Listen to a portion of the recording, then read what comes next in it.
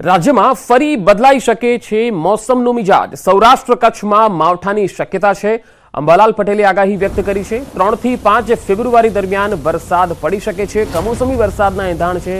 રાજ્યના ઉત્તરીય ભાગોમાં વરસાદી ઝાપટા પડી શકે। 3 દિવસ ઉત્તરીય વિસ્તારોમાં ભારે વરસાદની શક્યતા રહેશે।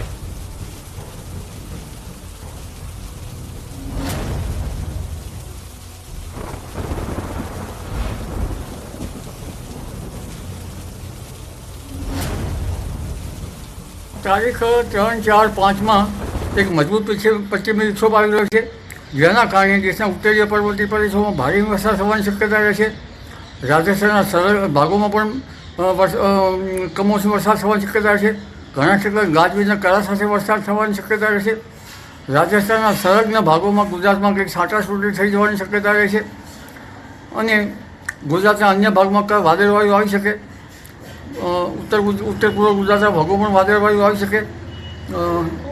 આ ઉપરાંત સૌરાષ્ટ્રના કે કચ્છના કેટલાક ભાગોમાં છાંટાછૂટી થઈ શકે, પરંતુ તારીખ 10 થી 15માં પણ ફરી વાદળવાયુ આવવાની શક્યતા રહેશે। જૂનાગઢમાં ભડકાઉ ભાષણના વિડીયો અંગે ફરિયાદ થઈ છે। 3 લોકો સામે જૂનાગઢ બી ડિવિઝનમાં ગુનો દાખલ થયો છે। ભડકાઉ ભાષણ અંગે પોલીસે કાર્યવાહી કરી। પોલીસે મોહમ્મદ યુસુફ મલિક, અજીમ ઓડેદરા અને વક્તા મૌલાના સલમાન અજહરી સામે ગુનો દાખલ કર્યો છે। 31મી જાન્યુઆરીએ રાત્રે કેટલાક લોકો ભેગા થયા હતા, જેમાં વક્તાએ ભડકાઉ ભાષણ કર્યું હતું। આ મામલે જૂનાગઢ પોલીસે પણ અપીલ કરી છે કે લોકોની લાગણી દુભાય તેવા નિવેદનો આપવા કે સોશિયલ મીડિયામાં વાયરલ ન કરવા, અન્યથા કાયદેસરની કાર્યવાહી કરાશે।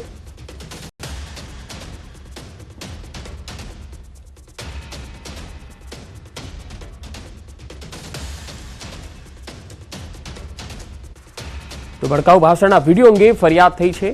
જે વક્તા છે તેની સામે પણ ફરિયાદ થઈ છે। કુલ 3 લોકો સામે જૂનાગઢ બી ડિવિઝનમાં ગુનો દાખલ થયો છે। મોહમ્મદ યુસુફ, અઝીમ ઓડેદરા સામે પણ ફરિયાદ થઈ છે। પોલીસે પણ સૌને અપીલ કરી છે કે ક્યારેય સોશિયલ મીડિયામાં કે જાહેર મંચ પરથી લોકોની લાગણી દુભાય તેવી કોઈ પણ પ્રકારની ટિપ્પણી કરવી નહીં, અન્યથા કાર્યવાહી કરવામાં આવશે। 3 લોકો સામે જૂનાગઢ બી ડિવિઝનમાં ફરિયાદ નોંધાઈ છે, ગુનો દાખલ થયો છે। ભડકાઉ ભાષણ અંગે પોલીસે કાર્યવાહી કરી છે। પોલીસે મોહમ્મદ યુસુફ મલિક, અઝીમ ઓડેદરા અને વક્તા મૌલાના સલમાન અજહરી સામે ગુનો દાખલ કર્યો છે। મામલો 31 જાન્યુઆરીનો છે કે જ્યાં રાત્રે કેટલાક લોકો ભેગા થયા હતા, જેમાં વક્તાએ ભડકાઉ ભાષણ આપ્યું હતું।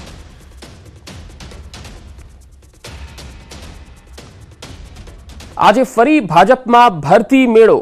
2 પૂર્વ ધારાસભ્યો આજે કેસરિયા કરશે। જૂનાગઢના ભેસાણમાં CR પાટીલના હસ્તે કેસરિયા કરશે। વિસાવદરના આપના પૂર્વ ધારાસભ્ય ભૂપત ભયાણી ભાજપનો ખેસ પહેરશે, તો કેશોદના પૂર્વ ધારાસભ્ય અરવિંદની પણ ફરી ઘર વાપસી થશે।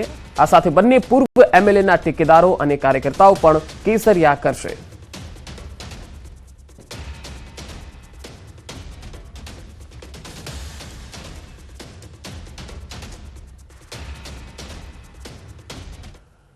ભાજપ MLA પોલીસ સ્ટેશનમાં શિવસેના નેતા પર ગોળીબાર કર્યો। મહારાષ્ટ્રમાં પીઆઈની કેબિનમાં અંધાધૂંધ ફાયરિંગ કર્યું। મુંબઈ નજીક ઉલ્હાસનગરમાં આ બનાવ બન્યો।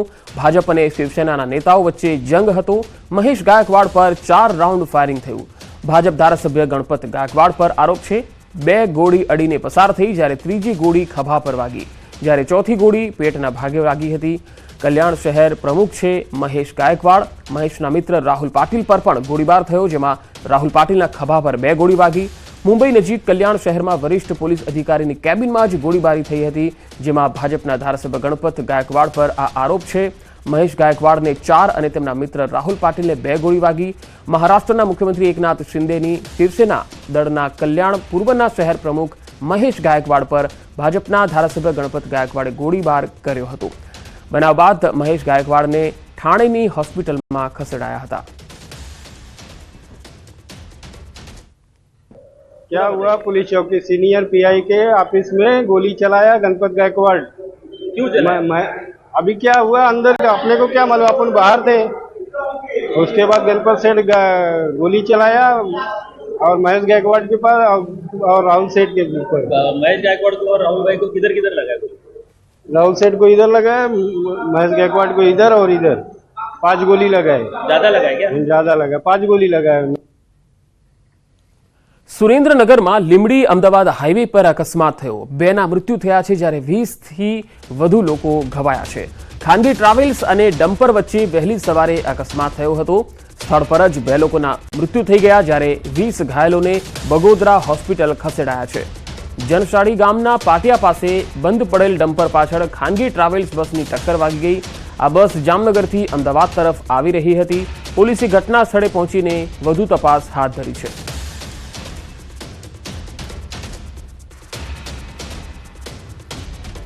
જૂનાગઢ તોડકાંડમાં આરોપી તરલ ભટ્ટને કોર્ટમાં રજૂ કરાશે. સસ્પેન્ડેડ પીઆઈ તરલ ભટ્ટને એટીએસ આજે કોર્ટમાં રજૂ કરશે. જૂનાગઢની કોર્ટમાં રજૂ કરી રિમાન્ડની માંગ કરાશે. આ કેસમાં ભોગ બનનાર કાર્તિક ભંડેરીનું નિવેદન લેવામાં આવ્યું છે. કાર્તિક ભંડેરીનું નિવેદન લઈ પુરાવા એકત્ર કરાયા છે. તોડકાંડનો માસ્ટર માઇન્ડ છે સસ્પેન્ડેડ પીઆઈ તરલ ભટ્ટ. બેંક ખાતા અનફ્રીઝ કરી તોડ કરવાનો તેના પર આરોપ છે. તરલ ભટ્ટની ગાડીના લોકેશનના આધારે અમદાવાદમાંથી જ એટીએસે તેને પકડી લીધો હતો. ગુનો નોંધાયા બાદ તરલ ઇન્દોર અને શ્રીનાથજી ભાગી ગયો હતો. ઇન્દોર 2 દિવસ અને શ્રીનાથજી 1 દિવસ રોકાયો હતો.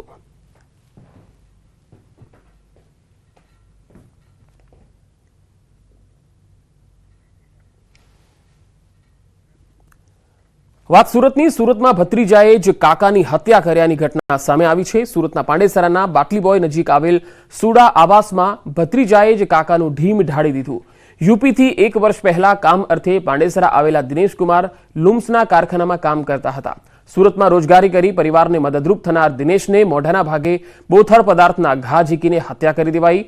પોલીસે સ્થળ પરથી પહોંચી લાશને પોસ્ટમોર્ટમ માટે મોકલી આપી છે અને તપાસની તજવીજ હાથ ધરી.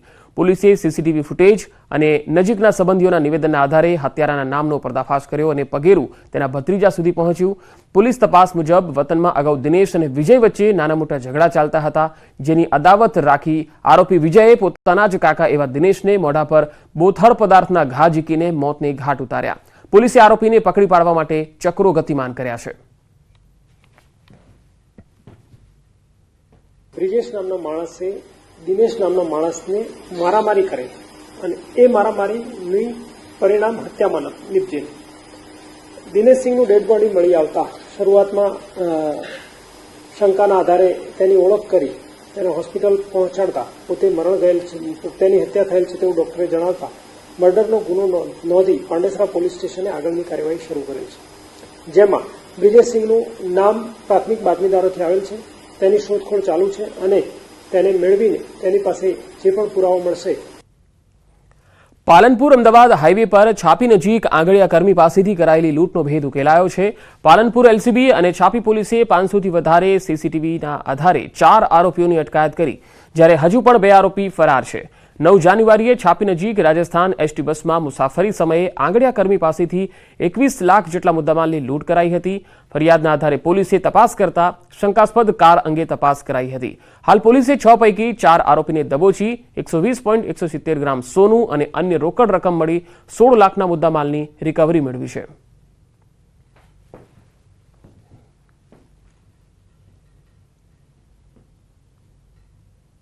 શંકાસ્પદ ક્રેટા ગાડી લાગી હતી. આ ક્રેટા ગાડીનું વધારે ટેકનિકલી અમે અવલોકન કરતાં ખ્યાલ પડ્યું કે એની અંદર આશરે 6 જેટલા માણસો હતા કે જે લોકોએ આ લૂંટને અંજામ આપેલો હતો. અમારી ટીમે અથાગ પ્રયત્નો કરી આમાંથી 4 આરોપીઓને પકડી લીધા છે. રાજકોટ વાસીઓ માટે લાલબત્તી સમાન કિસ્સો છે. ભક્તિનગરમાં રહેતી 15 વર્ષીય સગીરા સાથે દુષ્કર્મ ગુજારનારા પાડોશીની ધરપકડ કરાઈ, જેમાં આરોપી અને મદદગારી કરનાર એક મહિલાની ધરપકડ થઈ છે. સોશિયલ મીડિયા ઇન્સ્ટાગ્રામ પર પીડિત સગીરાની ઓળખાણ આરોપી સાથે થઈ અને બાદમાં વોટ્સએપ તેમજ ઇન્સ્ટાગ્રામ મારફતે બંને વચ્ચે વાતચીત થવા લાગી. 5 મહિના પૂર્વે આરોપીએ સગીરાને તેની જાણીતી મહિલાના ઘરે બોલાવી સૃષ્ટિ વિરુદ્ધનું કૃત્ય આચર્યું હતું અને અવારનવાર ડરાવી ધમકાવી તેની સાથે શરીર સંબંધ બાંધતો હોવાનું સગીરાએ પોતાના માતા પિતાને જણાવ્યું. આ મામલાની જાણ પોલીસને કરાતા પોલીસે તુરંત ગુનો દાખલ કરી પુરુષ આરોપી અને મદદગારી કરનાર મહિલાની ધરપકડ કરી. જગ્યા હોવાથી ત્યાં અવારનવાર લઈ જતા હતા અને ત્યાં એમની સાથે શારીરિક સંબંધ રાખતા હતા અને અકુદરતી સંબંધ પણ રાખેલા અને આ બાબતે ફરિયાદ આપવામાં આવેલી અને આરોપીને અટક કરવામાં આવેલા છે. રસ્તા પર ચાલતા રાહદારીનું હાર્ટ એટેકથી મોત. વલસાડના તિથલ રોડ પર આ બનાવ છે બન્યો, જ્યાં જિલ્લાની સેગવી ગામના 51 વર્ષીય રાજેશ સિંધી નામના વ્યક્તિ ઘરેથી નોકરી જવા માટે ચાલતા નીકળ્યા હતા, ત્યારે તિથલ રોડ પર વોકિંગ ટ્રેક પર જ ઢળી પડ્યા. બનાવ બાદ આસપાસના લોકો એકત્ર થઈ ગયા અને 108ને બોલાવવામાં આવી, જ્યાં તેઓને મૃત જાહેર કરવામાં આવ્યા.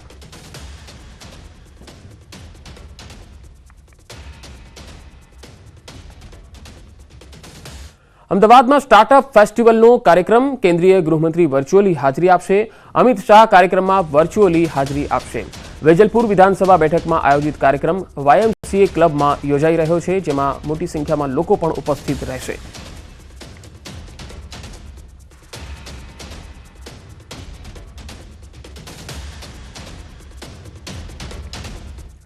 આજે અમદાવાદના રસ્તા પર ફરશે ડબલ ડેકર બસ. AMTSની બસનું આજે લોકાર્પણ કરવામાં આવશે. અમદાવાદના મેયર પ્રતિભાબેન જૈનના હસ્તે લોકાર્પણ થશે. ડબલ ડેકર બસ શરૂ થતાં અમદાવાદમાં વધુ એક નજરાણું ઉમેરાશે.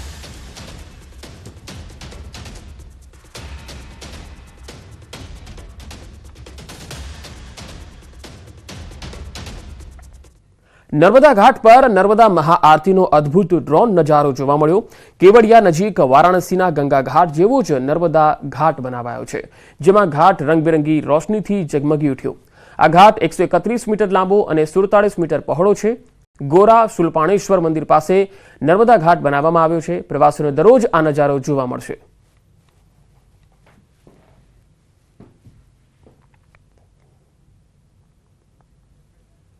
તો રંગબેરંગી રોશનીથી ઝળહળી રહ્યો છે નર્મદા ઘાટ. બે અલગ અલગ તસવીરોમાં આપને બતાવી રહ્યા છે કેટલો સુંદર અને રમણીય નજારો છે. નર્મદા મહાઆરતીનો આ અદ્ભુત નજારો પહેલા ક્યારેય જોવા ન મળ્યો હોય એ પ્રકારના આ દ્રશ્યો છે. ગંગા ઘાટની થીમ પર જ આખો આ ઘાટ તૈયાર કરવામાં આવેલો છે.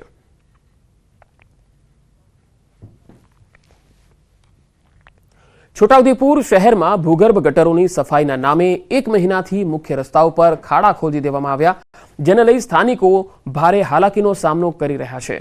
રાહદારીઓ અને વાહન ચાલકો અકસ્માતની ભીતિ સેવી રહ્યા છે.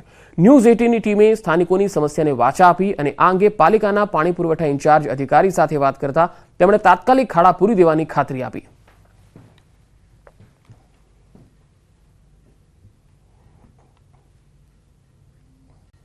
જે ચેમ્બરો ખોલ્યા હતા ઓપન છે, હજુ બી આપ મારી પાછળ બી જોઈ શકો છો, ત્યાં બી ઊંચા સળિયા છે, ખુલ્લા ખાડા છે, ચારો તરફ આ જ હાલ છે. હવે અહીંયા નાના બાળકો પડી જાય, રાત્રિ દરમિયાન અંધારામાં કોઈ બાઇકવાળો પડી જાય, એને વાગે, અકસ્માત થાય, મૃત્યુ થાય. રાતમાં લાઇટ અમુક જગા પર છે, અમુક જગા પર નથી, તો કોઈ બાઇક લઈને કૂદી જાય. ચલો અમારી વાત તો અલગ છે, નાના છોકરાની વાત શું છે? આ મુખ્ય રસ્તો જે જેલ રોડનો છે, વડોદરા હાઈવેને જોડતો રસ્તો છે. આ રસ્તાની ઉપર જે ચેમ્બરો હતા તે રોડની નીચે હતા, એને ખોદીને આ ચેમ્બરો કાઢેલા છે. આ હમણાં સુધી પૂરવામાં આવેલ નથી. આ રોડની અંદર ભરચક ટ્રાફિક હોય છે ને અકસ્માત થવાનું ભય છે. આ વહેલી તકે જો આ ખાડાઓ પૂરાઈ જાય તો સારું છે. આજ બપોર સુધી તે કામગીરી કરવામાં આવશે અમારા સ્ટાફ દ્વારા. ખાડા કાલ સુધીમાં પૂરી દેવામાં આવશે, આવતીકાલ સુધીમાં ખાડા પૂરી દેવામાં આવશે અને સળિયા પણ કટિંગ કરી દેવામાં આવશે. દાહોદમાં સ્માર્ટ સિટીની વાતો પોકળ સાબિત થતી હોય તેવું લાગી રહ્યું છે, કારણ કે 2015માં દાહોદ સ્માર્ટ સિટી જાહેર થયા બાદ પુરવઠા ઇન્ચાર્જ અધિકારી સાથે વાત કરતા તેમણે તાત્કાલિક ખાડા પૂરી દેવાની ખાતરી આપી.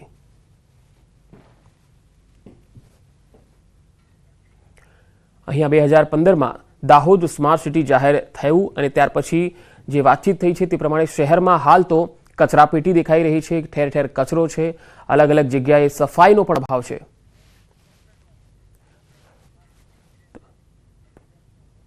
તો આ સર્કલની સ્થિતિ તમે જોઈ શકો છો કે સ્માર્ટ સિટીનું આ સર્કલ કચરાપેટીમાં ફેરવાઈ ગયું છે. સર્કલની યોગ્ય જાળવણી અહીંયા નથી થઈ રહી અને એટલું જ નહીં, શહેરના અનેક વિસ્તારોમાં ગટરના પાણી પણ છે, ગંદકી પણ ખૂબ જ વધી ગઈ છે. પ્રથમ જ્યારે સ્માર્ટ સિટીને દાહોદમાં પસંદગી કરવાની હતી તે સમયે આ સર્કલ બનાવવામાં આવ્યું હતું PPP મોડેલ. આજે દુર્દશામાં છે. એને ખરેખર રીડેવલપમેન્ટ કરવામાં આવે અથવા અન્ય કોઈ સારા ઉપયોગ માટે આનો ઉપયોગ થાય તો દાહોદવાસીઓના હિતમાં છે. વર્ષ 2015માં દાહોદને સ્માર્ટ સિટીની ઘોષણા કરવામાં આવી હતી. ત્યારબાદ હરખથી એક જે સર્કલ બનાવવામાં આવ્યું હતું તે સર્કલ ઉપર આઈ લવ દાહોદ અને સ્માર્ટ સિટીનું બોર્ડ પણ ચિતરવામાં આવ્યું હતું. જો કે આપ મારી પાછળ અત્યારે જોઈ રહ્યા છો, દાહોદ શહેરને સ્માર્ટ સિટી જાહેર કર્યા બાદ જે લોકોમાં ખુશી જોવા મળી હતી અને લાયન્સ ક્લબ અને નગરપાલિકા દ્વારા પ્રાઇવેટ પાર્ટનરશિપ મોડલ ઉપર જે એક દાહોદના વચ્ચોવચ્ચ જે એક સર્કલનું નિર્માણ કરવામાં આવ્યું હતું. જો કે આ સર્કલ દિવાલ ઉપર દાહોદ માટે પ્રેમ અને સ્માર્ટ સિટીને થયેલી ઘોષણા અને લખાણ પણ ચિતરવામાં આવ્યું હતું.